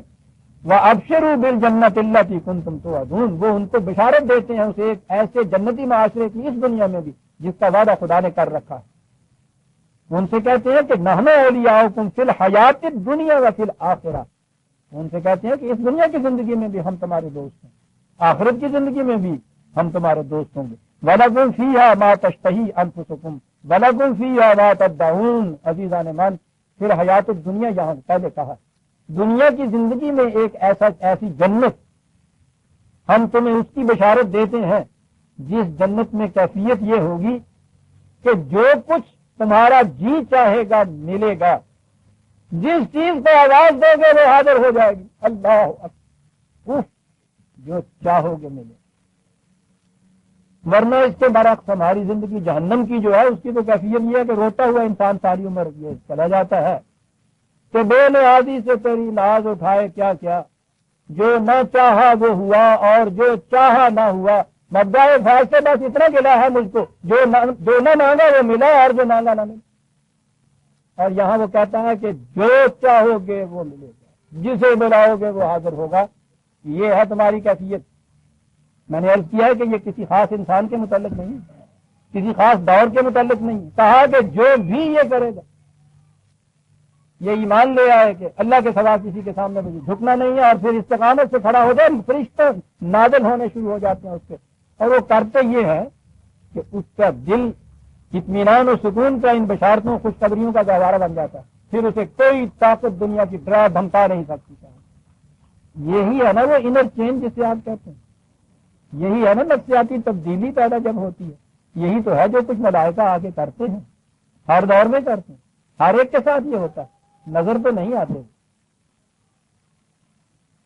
اور یہی آیت میں نے کہا ہے نا کہ جب وہ پھر ہر شخص اس قرآن کو کھینچتا ہوا چلا جاتا ہے اپنی اپنی طرف، یہ جو کہتے ہیں کہ صاحب اللہ تعالیٰ کی طرف سے پھر ہم کلامی ہوتی ہے، پھر وہ ہمارے اوپر الہام کرتا ہے، وہی بھیجتا ہے، پھر وہ مجدد بنا دیتا ہے، پھر مسیح موعود بنا دیتا ہے، وہ پھر ساتھ فرشتے آتے ہیں، اس کے ساتھ وہ خدا کا کلام ان کو پہنچاتے ہیں، یہ سب افسانہ۔ یہ ہر مسلمان کے، ہر مومن کے متعلق قرآن نے یہ کہا ہے کہ جو بھی یہ کرے گا اس کی کیفیت یہ ہوگی، اور اس میں کہا یہ نہیں ہے کہیں بھی قرآن میں کہ خدا کا کلام ان تک وہ پہنچاتا ہے، خدا کا کلام صرف نبی تک پہنچتا تھا، اور آخری نبی کے بعد اب خدا کا کلام کسی تک نہیں پہنچتا۔ خدا کا کلام یہ ہے جو ہر مسلمان کے ہاتھ میں ہے، عزیز عالم، اب اس کے علاوہ خدا کا کلام نہیں کسی تک پہنچتا۔ ملائکہ کا نزول ہر مومن کے اوپر ہو سکتا ہے جو یہ کیفیت پیدا کرے، اور وہ قلبی تبدیلی آ کے پیدا کرتے ہیں۔ یہ ہے عزیزان من ملائکہ کا نزول، اور یہ وہ ملائکہ ہیں جن کے متعلق کہا کہ نظر نہیں آتے۔ اب ہوئی بات صاحب، یہ سائیکولوجیکل چینجز جو اندر آتے ہیں انسان کے، وہ قوتیں جو یہ کرتی ہیں وہ تو نظر ہی نہیں آتی۔ نظر آنا تو ایک طرف، ابھی تو ہماری وہ سائنس جو ہے سائیکالوجی کی، وہ بھی متعین نہیں کر سکتی کہ یہ کیسے ہوتا ہے۔ قرآن نے ان کے متعلق کہا ہے کہ یہ نظر نہیں آیا کرتی، یہ ملائکہ ہمارے ایسے ہیں جو نظر نہیں آیا کرتے۔ یہاں وہ چیز آ گئی کہ ہم نے ان سے کہا کہ گھبرانے کی بات نہیں ہے، تم اس یقین محکم کے ساتھ اس میدان میں آئے ہو، تمہارے اندر اس قسم کی تبدیلیاں پیدا ہو جائیں گی، تمہیں اطمینان حاصل ہو جائے گا، تمہیں سکینت حاصل ہو جائے گی، میدان جنگ میں تمہارے قدم جم جائیں گے، تمہارے قلوب میں ایک ارتباط پیدا ہو جائے گا، اور اس کا نتیجہ یہ ہوگا کہ تم نے کا ایک ایک 10 کے اوپر بھاری ہو جائے گا۔ کہا یہ ہم نے ان سے کہا، انہیں اس کا یقین آ گیا۔ ان اللہ عزیز حکیم، یہ ہے وہ چیز جو کہی گئی۔ یہ نہیں کہا ہے اس کے بعد کہ وہ ہم ہی ہیں جو تم نے کچھ نہیں کرنا، ہم نے آگے فرشتے آ جانے ہیں اور انہوں نے مار کے انہوں نے جناب کر دینا ہے۔ وہ ہمارے مولوی صاحب واز کیا کرتے ہیں، ہم نے خود واز یہ سنے ہیں، اب تو خیر میں جاتا نہیں ہوں، اب بھی وہی واز ہوں گے، افسانہ تو ہمیشہ افسانہ ہوتا ہے۔ وہ دادی اماں جڑیاں پریاں دیاں کہانیاں ساڈے دادیاں بچپن چ سناؤں سی نا، وہی دادی اماں آج بھی سناؤں گی۔ وہ کہا کرتے تھے کہ مسلمانوں اسلام نے غالب آنا ہے، مسلمانوں کی سلطنت ساری دنیا کے اوپر ہو جانی ہے۔ یہ تو آپ کو پتا نہیں ان کا عقیدہ ہے یہ، اور پھر وہ ہونی ہے آخر میں امام مہدی نے آنا ہے، اس نے آ کے یہ سب کچھ کرنا ہے، یعنی تم نے نہیں کچھ کرنا، امام مہدی نے کرنا ہے۔ تو مجھے اب تک یاد ہے کہ ان سے یہ کہا کہ وہ آئیں گے امام مہدی، وہ تو اکیلے ہوں گے، مسلمانوں کو ساتھ لے کے کچھ کریں گے نا۔ تو اس زمانے میں انگریز کا زمانہ تھا، اسلحے کے اوپر پابندی تھی، پابندی تو آج بھی ہے، وہاں ذرا سخت پابندی ہوتی تھی۔ تو انہوں نے کہا کہ صاحب ہم نے تو کبھی بندوق چلا کے بھی نہیں دیکھی، تو ان کے ساتھ ہم کیا کریں گے؟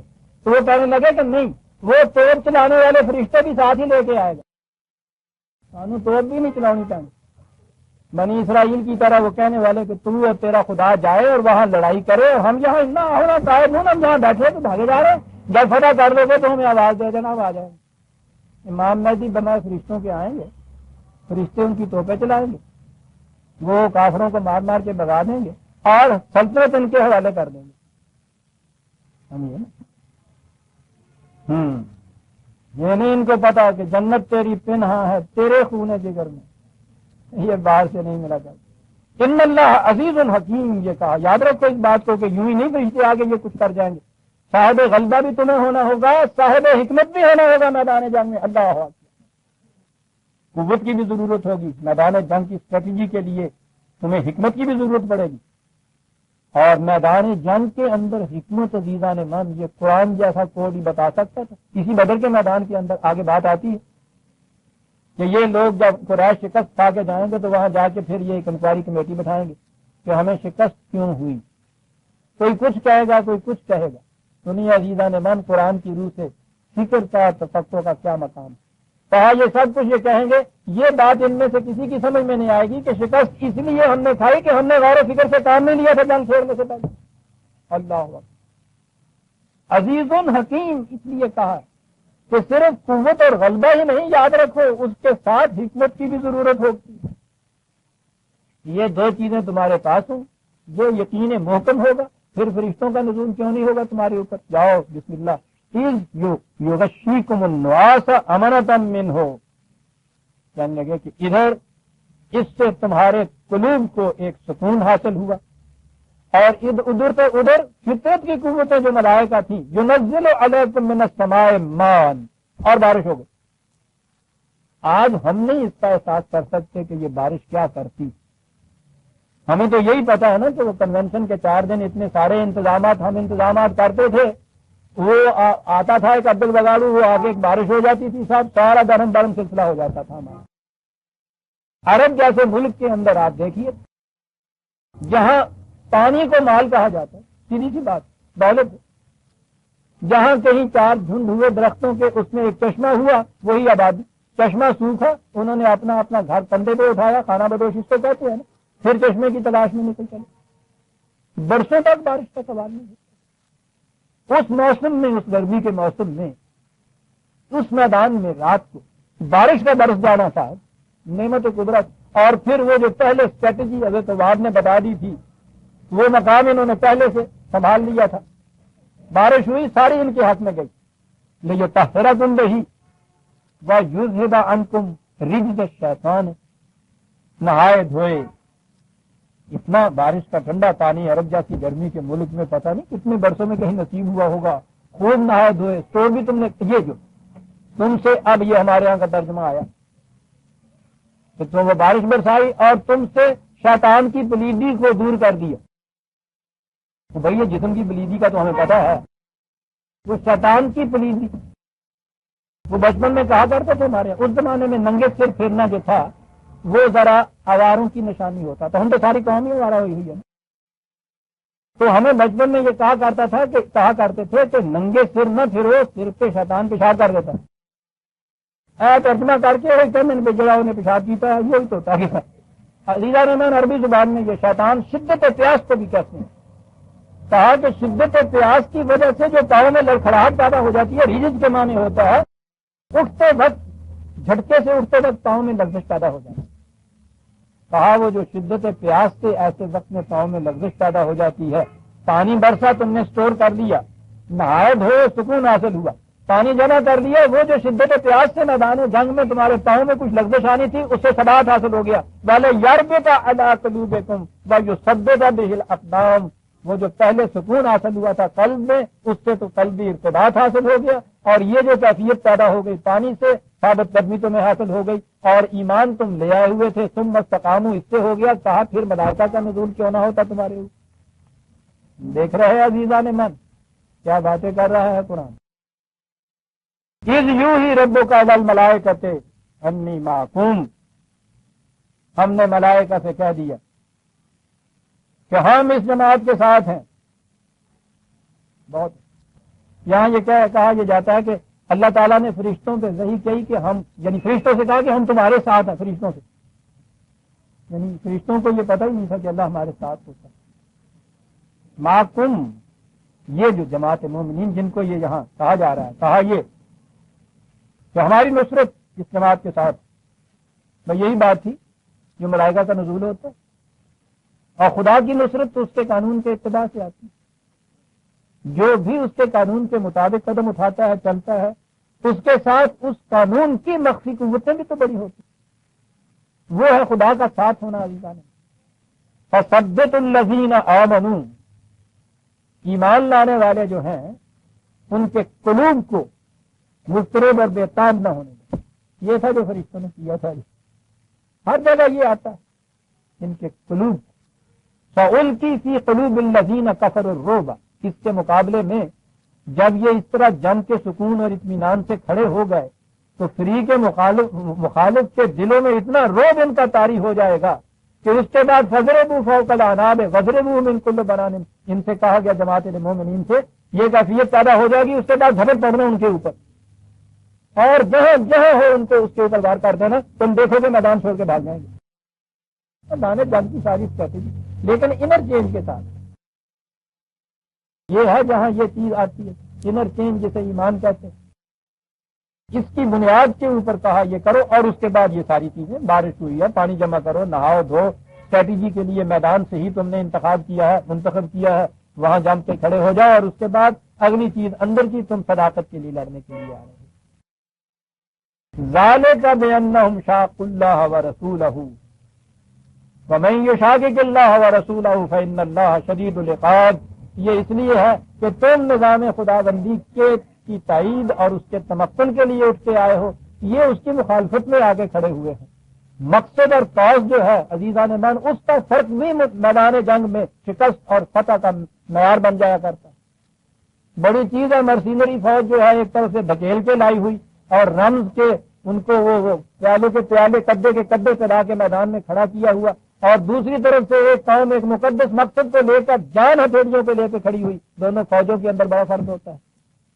کہا یہ فرق ہے تم میں اور ان کے اندر، اس لیے فإن اللہ شدید العقاب، تم دیکھو گے کہ ان کو بھاگتے ہوئے کیسے پکڑتا ہے خدا، یہ عقاب کا لفظ خوب آیا ہے یہاں۔ ذالکم فذوقوہ وان للکافرین عذاب النار، ان سے کہا جائے گا کہ یہ میدان جنگ میں شکست کا عذاب جو ہے اس کا مزہ تو ابھی چکھو اور اس کے بعد مستقبل میں تم دیکھو کہ کتنی ذلتیں تمہارا پیچھا کری ہیں۔ شدید العقاب کہا کہ بڑی بات تھی کہ یہی نہیں کہ اس جنگ سے تم بھاگ جاؤ گے تو پھر معاملہ ختم ہو گیا، تمہارا پیچھا کرے گا ہمارا عذاب، دیکھو تو صحیح کہاں جاتے ہو تم۔ یا ایھا الذین آمنوا، اب یہاں وہ بات آئی ہے میدان جنگ میں کون کھڑے ہیں؟ یہ صحابہ کی جماعت جن کے متعلق کہا یہ مومن حقہ ہے۔ اب آپ نے دیکھ لیا کہ مومن حقہ کیسے بنتا ہے، مومن جہاں کمال کہا تھا کہ یوں بنتا ہے مومن حقہ، یہ مومن حقہ آئے ہوئے ہیں، ساری متاع حیات اپنی اپنے ساتھ لے کے میدان جنگ ان حالات میں گھرے ہوئے کھڑے ہیں صحابہ کے بعد۔ قرآن ان کے مومن حقہ ہونے کی شہادت دیتا ہے، جنت کے ان کے لیے وعدے کیے ہوئے ہیں، ان کے ایمان کو ہم آنے والوں کے لیے بطور معیار قرار دیتا ہے۔ میدان جنگ میں فرشتے جو ہے وہ 1000 کی تعداد میں بقول ان سب کے آئے ہوئے ہیں، جنہوں نے آ کے ان سب کو مارنا ہے۔ ان فرشتوں نے ان آیتوں کا ترجمہ یہ کرتے ہیں کہ اللہ تعالیٰ نے فرشتوں سے کہا تھا کہ تم ان کافروں کی گردنیں بھی اڑا دو، ٹکڑے ٹکڑے ان کے کر دو، ٹکا بوٹی ان کی جا کے کر دو، بس تم کر دو۔ اگر یہ سب کچھ انہوں نے کرنا تھا تو یہ آیتیں اگلی دیکھیے عظیم آیت، میدان جنگ میں یہ لوگ کھڑے ہیں۔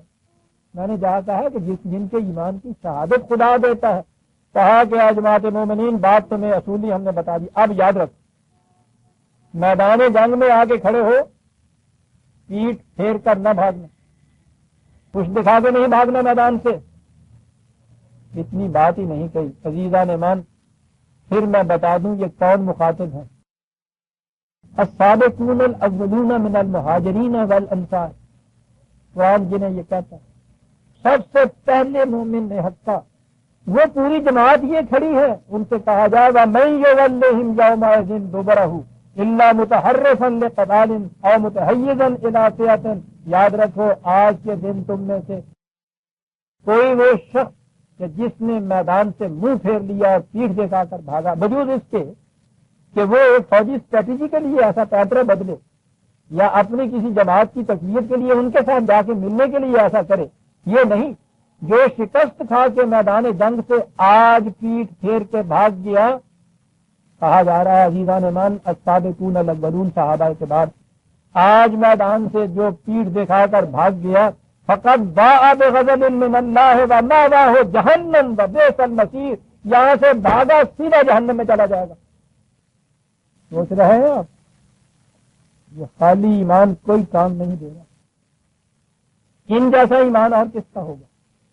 اور یہ نہیں تھا کہ انہوں نے بھاگ جانا تھا، یہ تو ہم سے کہا جا رہا ہے کہ سوچے تو صحیح کہ جب ایسے جلیل القدر صحابی مومن حقہ، ان کے متعلق یہ کیفیت ہے کہ حق و باطل کی جنگ میں میدان سے پیٹھ دکھا کے بھاگنے والا جو ہے اسے ہم کہتے ہیں کہ وہ بھاگا، خدا کا غضب اس پہ نازل ہوا اور جہنم میں آ گرا۔ تم سوچو کہ اگر تم میدان سے اس طرح سے پیٹھ دکھا کے بھاگے تو تمہارا ٹھکانہ کون سا ہوگا؟ اب اس کے بعد آپ سوچ رہے ہیں کہ وہ فرشتے جو تھے، ملائکہ جو تھے، اگر انہوں نے آ کے تلواریں چلا چلا کے میدان جنگ جیتنے نہ تھا تو یہ میدان میں کھڑے ہوتے تو کیا، بھیڑ دکھا کے بھاگتے تو کیا، میں کہتا ہوں جاتے ہی نا۔ وہ 1000 ہی تو آیا تھا ادھر سے، وہ قریش کا لشکر ادھر سے 1000 کا دیا فرشتہ، تو 1000 کے مقابلے میں 1000، فرق یہ کہ وہ بندے بشر، یہ خدا کا لشکر۔ ان 313 کی ضرورت ہی نہیں تھی وہاں سے، ان کو تو پیچھے بیٹھ جانا چاہیے تھا کہ نہ آؤ نہ قائدون بیٹھے ہیں، فرشتے لڑیں گے۔ ان سے کہا جا رہا ہے کہ اگر تم میں سے کوئی آج اس طرح سے پیٹھ دکھا کے شکست خوردگی کے عالم میں یہاں سے بھاگا اور جہنم میں گرا، تو کس نے یہ جنگ لڑی تھی؟ ان 313 نے لڑی تھی یا 1000 فرشتے نے لڑی تھی آگے جنگ؟ ان سے یہ کہا جا رہا ہے، اور آگے یہ بات بڑی حسین اور جمیل آ گئی، وقت ہے اتنا سا بھی۔ یہ خدا یہ کہہ رہا ہے کہ ہم نے جو حق ایک دیا ہے، اس حق کو متمکن کرنے کے لیے تم نے اس کو جنگ لڑنی۔ گویا یوں نظر آ رہا ہے نا جیسے کہ کچھ خدا کا کوئی پروگرام ہے، اس کی تکمیل کے لیے یہ کچھ کرنا ہے۔ کہ ٹھیک ہے، اپنا پروگرام اس نے یہ کہا ہے کہ حق ہماری طرف سے آتا ہے، ہم چاہتے ہیں کہ حق دنیا میں غالب ہو کر رہے۔ اب اگر غالب ہو کر رہے والی بات آج خود ہونی ہوتی تو اس میں تو ضرورت ہی نہیں تھی کہ خدا کسی قوم سے کہتا، کسی فرد سے کہتا، کوئی ساز و سامان مہیا کرتا۔ اس کے ایک ادنا اشارے سے کائنات جتنی بھی ہے یہ عدم سے وجود میں آ گئی، حق کا غلبہ ہونا کر دینا اس طرح مشکل کیا تھا؟ لیکن وہ انسانی دنیا میں ایسے نہیں کرتا۔ وہ انسانی دنیا میں اپنے پروگرام کی تکمیل انسانوں کے ہاتھوں سے کراتا۔ وہ حق کا غلبہ چاہتا تھا، لیکن اس کے لیے بدر کے میدان میں یہ مجاہدین جو تھے ان کا نکلنا ضروری، ان کا ثابت قدمی سے کھڑا ہونا ضروری، ان کے بھاگ جانے سے وہ حق غالب نہ رہتا، خدا کا پروگرام ناتمام رہ جاتا۔ تو انسانوں کی دنیا میں خدا کے پروگرام کی تکمیل انسانوں کے ہاتھوں سے ہوتی ہے، اور یہ وجہ ہے جو عین اس میدان میں کہا کہ جو بھاگا تم سے وہ جہنم میں، اور جو کھڑا رہا تو اس کے بعد کہا کھڑے رہنے والوں سنو، فَلَمْ تَقْتُلُوهُمْ وَلَٰكِنَّ اللَّهَ قَتَلَهُمْ وَمَا رَمَيْتَ إِذْ رَمَيْتَ وَلَٰكِنَّ اللَّهَ رَمَىٰ۔ میدان جنگ میں شمشیریں تمہاری ہوں گی، ان کے ساتھ قضا ہماری لپٹی ہوئی ہوگی، تیر تمہارے ہوں گے، کمانیں ہماری ہوں گی، جن میں سے نکل کے جائے گا ہم اور تم اکٹھے لڑیں گے، چلے آؤ میدان میں۔ کہا تم نہیں تلواریں چلا رہے ہوگے، ہم چلا رہے ہیں، تم نہیں تیر برسا رہے ہوگے، ہم برسا رہے ہوگے۔ اب سوچئے تو صحیح، جس قوم سے خدا یہ کہہ رہا ہو کہ یہ کچھ تم نہیں کرو گے، یہ کچھ ہم کر رہے ہیں، کتنی بڑی چیز ہے صاحب۔ خدا کی یہ رفاقت جو ہے بڑی چیز ہے صاحب، یہی ہے وہ چیز۔ نہیں، میں پہلے یہ عرض کروں کہ بات کتنی بڑی آ گئی یاد جو پہلے بھی آئی ہوئی ہے۔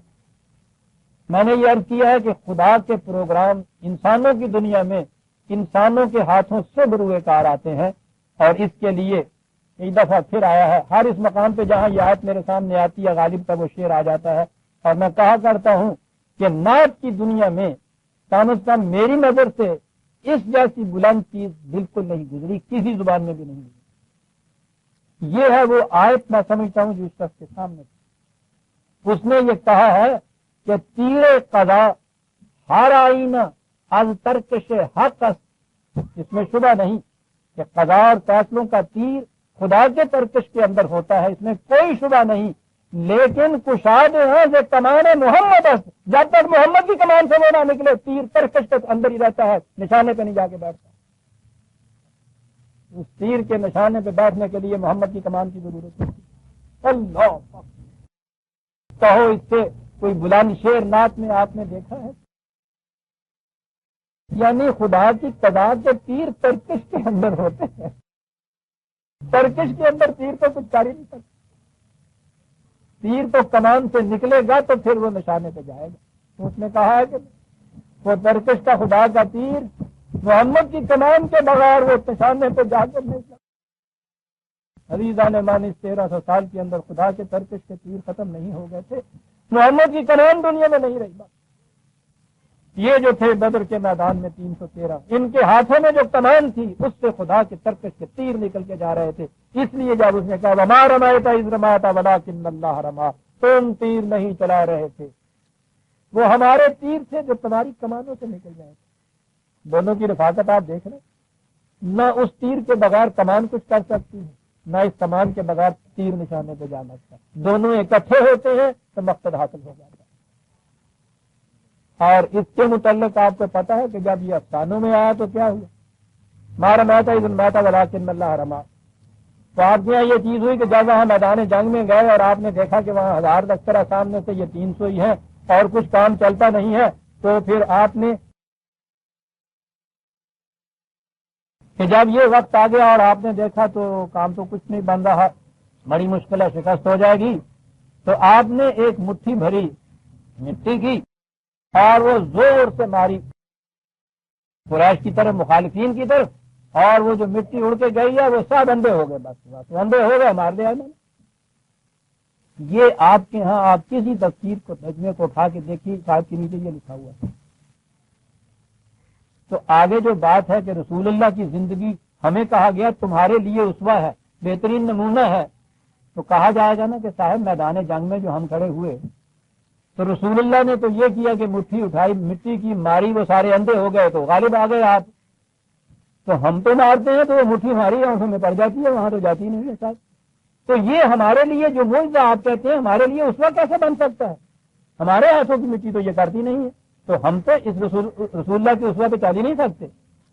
اگر آپ رسول اللہ کی ان چیزوں کو معجزات میں لائیں تو وہ ہمارے لیے اسوہ بن نہیں سکتے.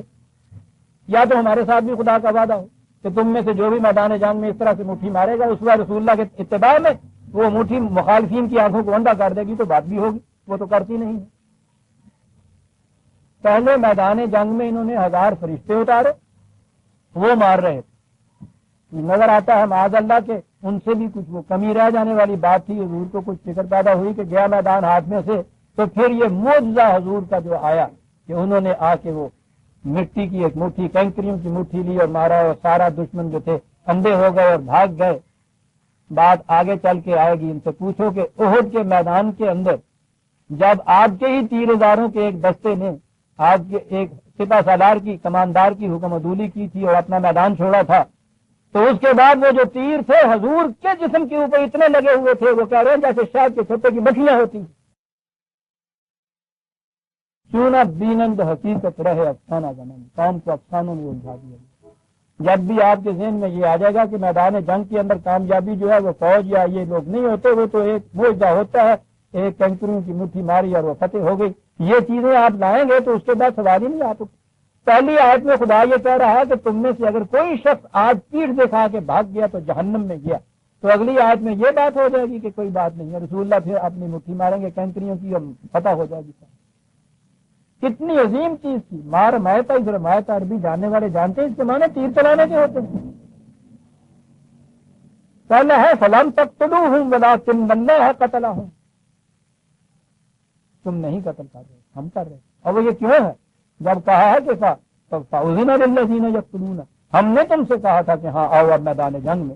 اور کتنی بڑی ذمہ داری خدا اپنے اوپر لے رہا ہے کہ اس کے متعلق کہیں تمہارے اوپر اعتراض نہ ہو جائے کہ تم میدان جنگ میں اتنے لوگوں کی تم نے جان مار دی تھی. تم نہیں تھے، وہ ہم مار رہے تھے، اس لیے کہ ہمارے ہی تو حکم کے مطابق وہاں گئے تھے. تم تیر نہیں چلا رہے تھے، ہم تیر چلا رہے تھے. وَلَيُبْلِيَ الْمُؤْمِنِينَ مِنْهُ بَلَاءً حَسَنًا. اب پھر وہ جبلی المومنین، ابتلا کا ترجمہ ہمارے ہاں آزمائش ہوا، اور اس کے بعد پھر کہ وہ ہم ہی چلا رہے تھے، ہم نے سب کام کرنا تھا، اور بھائی پھر ہمیں کیوں لے کے گئے تھے؟ جی تمہاری آزمائش مقصود تھی ہمیں. لو یہ آزمائش کا بھی عجیب تصور ہے، وہ آزماتا رہتا. تو جیسے ہم دوست سے کہتے ہیں کہ نہیں نہیں مجھے یہ پیسوں کی ضرورت تو نہیں تھی، میں بھی آزمانا تھا، ہم زیادہ سا تینوں کی تو پیسے دینا کہ نہیں میرے عزیزان من، یہ بات نہیں. خدا اس طرح سے آزماتا نہیں. جہاں بھی یہ بات آتی ہے اس کے معنی ہوتے ہیں تاکہ تم اپنے آپ کو آزما لو کہ ہم کہاں کھڑے ہیں. تم اپنی آپ خود آزمائش کرتی ہو کہ ہمارے اندر کتنی ایک قوت پیدا ہو گئی ہے. اور یہ جو ابتلا ہے اس کے معنی ہوتا ہے پہلو بدلنا، آزمائش معنی اس کے نہیں ہوتے. اور اسی لیے قرآن نے کہا ہے منہ بلاء حسنا، بلا کبھی ہمارے یہاں آپ نے سنا بھی ہے بلائے حسنا؟ آغا عشر کا ایک ڈرامہ تو ہوتا تھا خوبصورت بلا اور جہنمی ہور، خوبصورت بلا، بلائے حسنا قرآن کہتا ہے۔ ہم تمہیں ایک بلائے حسنا جو تھا انہوں سے بلائے حسنا، کبھی بلا بھی حسین ہوتی ہے؟ بلا اور ابتلا کے معنی ہوتا ہے پہلو بدلنا، گردش بدلنا، کہ ہم اس سے چاہتے یہ تھے کہ تمہاری زندگی جس طرح سے چلی آ رہی تھی، مصائب کی، مشکلات کی، مزاحمات کی، تکالیف کی، اس میں ایک پہلو تمہارا بدلے، اور وہ پہلو جو آئے تمہارے سامنے حسنا اب آئے، اس بغیر زندگی کا پہلو تمہارے سامنے آ جائے۔ اس بدر کی جنگ سے یہ معنی تھے ان اللہ سمیع علیم، ہم جانتے ہیں، ہم سنتے ہیں۔ ذالکم وان اللہ موہن کید الکافرین، یہ اس میدان میں ہوا ہے، اسی میدان کی بات یہ نہیں ہے، یاد رکھو۔ کفر کے جتنی بھی خفیہ تدبیریں اس قسم کی یہ کر کے آئیں گے، اللہ تعالیٰ ہر جگہ ان کو ذلیل و خوار کرے گا، یہ کبھی نہیں کامیاب ہوگی۔ آگے آگے چلیے پھر دیکھیے کیا ہوتا ہے۔ عزیزان مان، وقت ہو گیا ہے۔ آیت ہم اجیاں آیت 18 تک آ گئے، سورہ انفال کی آیت 18 تک ہم آ گئے۔ ربنا تقبل منا انک انت السمیع العلیم، اور